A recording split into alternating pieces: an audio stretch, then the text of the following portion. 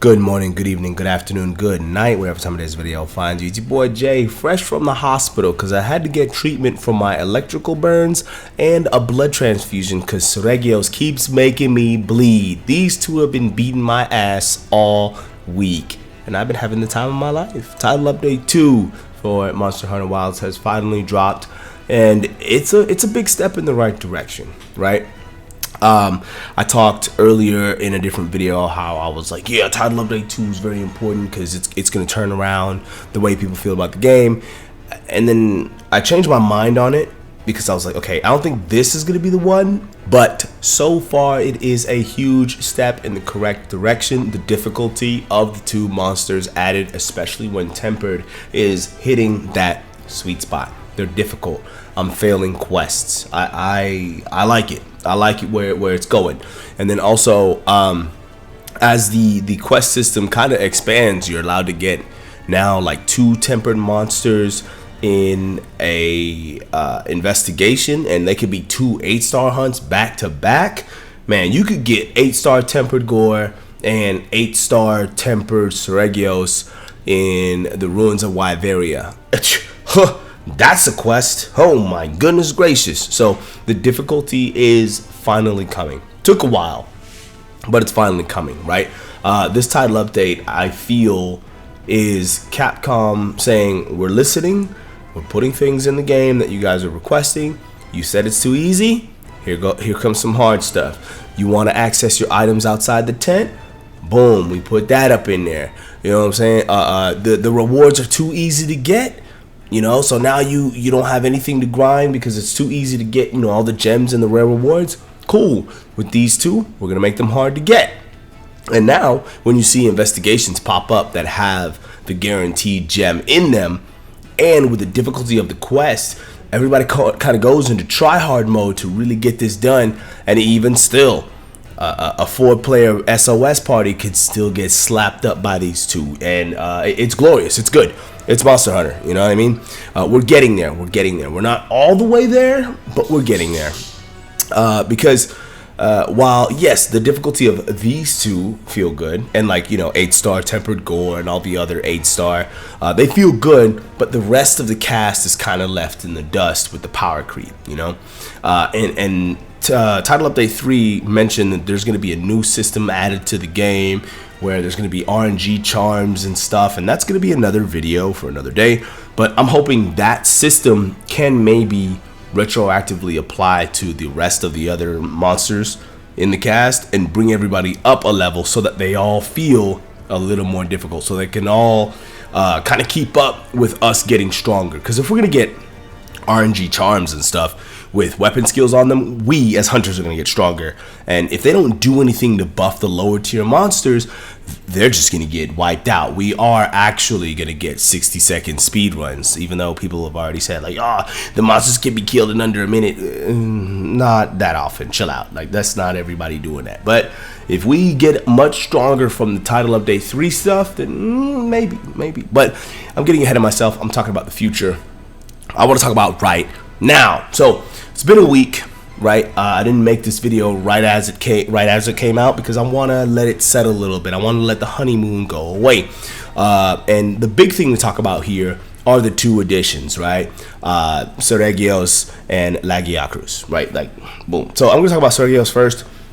I like Seregios. I like him a lot. He's very fast. Bleed goes crazy on him. Like, whoa, you're always bleeding. You always got to watch your health. He's very aggressive. There's always attacks coming at you. You got to pay attention. You will die if you are not careful when you're fighting Seregios. Like, I like it. And it is still hard for a party of 4 to take him down, especially when tempered. I'm talking more of the tempered version. I fight more tempereds than I do regulars. But even down to how often wounds pop up on these monsters, it feels like they've turned that down a little bit, right? It's not quite as often as it used to be, right? Like in a regular monster, like wounds are all over the place. Like you go into focus mode and it looks like the 4th of July because there's like fireworks all over, like it's glowing, right? But with the tempered monsters, the wounds are a little bit pared back, so you can't really stun lock them into focus strikes and all that. So there's that. I'm loving that. Armor and weapons. They got decent affinity, and blade scale hone does not work like it used to, but it is kind of a new thing, right? If you successfully roll through a monster's attack, so they did that again, it's not just that you get a couple points of sharpness, you get like a special layer of sharpness over your weapon, which is kind of cool, actually. Like, the UI element looks really dope. Something covers the sharpness bar. It looks really cool, but that's what happens, and you get to use that sharpness bar rather than the sharpness that you're at, and I think you get an attack bonus from it, so that's pretty cool. It's not exactly what I would have wanted, but all right, I'll take it, right? Because I guess they feel just letting you roll around in space to sharpen is too strong. But the bowguns did get the OG blade scale hone, where you can roll around and get reloads. Like, you can get 1 or 2 shots reloaded. I haven't tested it myself, but looking at the description of the skill at the builder, I was like, oh, okay, they got the OG. So I'm gonna be giving that a shot here soon. Next up, let's talk about Lagiacrus. That's how you say it. That's how Eric said it in the quest, at least. Lagiacrus, whatever. Lagiacrus is good, man. It's good. I like it a whole lot. The tempered version has hands, very aggressive, very aggressive. You're looking at Lagiacrus and you're like, hey, is it my turn? No, I'm still attacking. Like, Laggy is always on you, attacking. You got to create your own openings and know the monster pretty well, where you could be at, where is safe, so that you can attack him after he attacks, because your turns are very, very small. Or you can create your own turns via offsets, perfect guards, and other things of that nature. You gotta get really comfortable with your defensive tools in order to be successful against Lagiacrus. Okay? Also, another thing I have to talk about with Lagiacrus, the underwater segment is pretty good. I like it. I do like it. I'm an underwater lover. Okay? But I do wish Lagiacrus spawned somewhere else where you can have just a grounded hunt. Like, right now, it's very scripted in the Scarlet Force. Like, he's gonna jump in the water. It's gonna happen. You can prevent it with like flashing and lure pods and traps, but that feels gimmicky. That feels very like, I'm gaming the game. But if you just hunt him regular, he's gonna dive in the water. You have to do the underwater segment, where you can't really just attack. It's not regular underwater.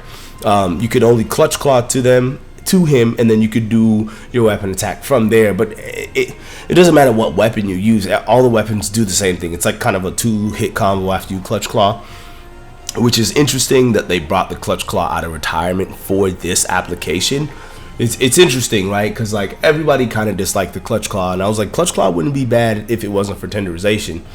And here it is, clutch claw, and it's like, hey, this is not bad, and it kind of helps overcome the, okay, now I gotta manage a third dimension. It's a cool implementation of underwater, and it's a good compromise, right? Because it's not full-fledged underwater. Underwater is not back, but it's also not completely out of the game. Like, it's a compromise. I can feel it. And once again, this goes back to Capcom listening to us, like, oh, you guys liked underwater. Okay, we can do something similar to it. Now, it's not full-fledged. Like I said, you can't pull your weapon out underwater and actually use it. But this is good enough to where I could see something like a Dire Morales returning, where you can grab some pods underwater, shoot at the glowing spots, clutch claw to the glowing spots, and disable the glowing spots, and then maybe come out of the water for his on land segment and fight him there. I could see that kind of working with this the way it is. Now, full-fledged underwater in the expansion. If you had asked me this before the game come out, I'd be like, hell yeah, that's probably what's gonna happen. I'm all about it. But with the game in the state that it's in, still on PC, it's not as good as it needs to be on PC. I would hate for them to have to do a whole lot of work, because underwater is a lot of work. Like, full-fledged movesets underwater, they got to figure out how Charge Blade works underwater. They got to figure out how Insect Glaive is going to work underwater. It's a lot of work. Don't get me wrong. I am not stupid enough to say, like, oh, it's easy, just put it in. No. That's a lot of work. And I would rather that work be put put into optimizing the game to where our brethren on PC can enjoy it the way they should enjoy it, rather than them, you know, overstretching and trying to put Underwater in this game, and then the game still runs like shit come expansion time. You feel me? So yeah, I don't know. I'm cool with this being the Underwater implementation for now. Maybe we could see another monster utilize it, like I mentioned before, Diamorales. I mean, I'd be cool with a little bit of Underwater segment with the Diamorales, especially if you make it more optional, right? I mean, I still haven't fired any cannons or any ballistae in this game. So if Diamorales comes, you could choose to swim in the water, or you can stay on land and shoot it with the siege mechanics. I can see that. But getting off track, the Underwater is good. It's a cool compromise. I do wish Laggy spawned another map so that the players can have a choice where if you want to swim, you can go hunt it in Scarlet Forest. If you don't want to swim, you can go hunt it in, I don't know, Ruins of Wyveria, or I guess Oilwell Basin has some water in it too that maybe Laggy could go to. But you see what I'm saying, right? So don't get me wrong, I'm enjoying swimming, but I understand it's a compromise, and I'm kind of mixed on Underwater. Now, if the game had released to perfection and it runs perfect on PC and there's no other issues, then I'd be like, yeah, let's do it. But Capcom fixed the game to where everyone can enjoy it the way they should on PC, and then we go from there. So, yeah, Seregios, Lagiacrus, dope as hell. Really enjoying Title Update 2. Can't really review it in full because they're doing title updates kind of like seasons right now. So like, we don't have Arch Tempered with Duna, we don't have the Event Quest weapons out right now, and there's many more things to come. We still got to do the Flame Fate Festival, so there's that. Like, and maybe when all of those things come and go, then I will do another video, kind of like a look back at Title Update 2. But I'm feeling really good about the game right now. I'm enjoying playing it. The hammer buffs are amazing. Oh my god, I'm killing shit just for the love of the game. I don't need rewards, buddy. I just want to land as many offsets as possible. So yeah, we out here doing that. Yeah, subscribe down below if you like Monster Hunter content. I do my best to put out at least 2 videos a week. Let me know how you're feeling about Title Update 2, and as always, people, happy hunting. Peace.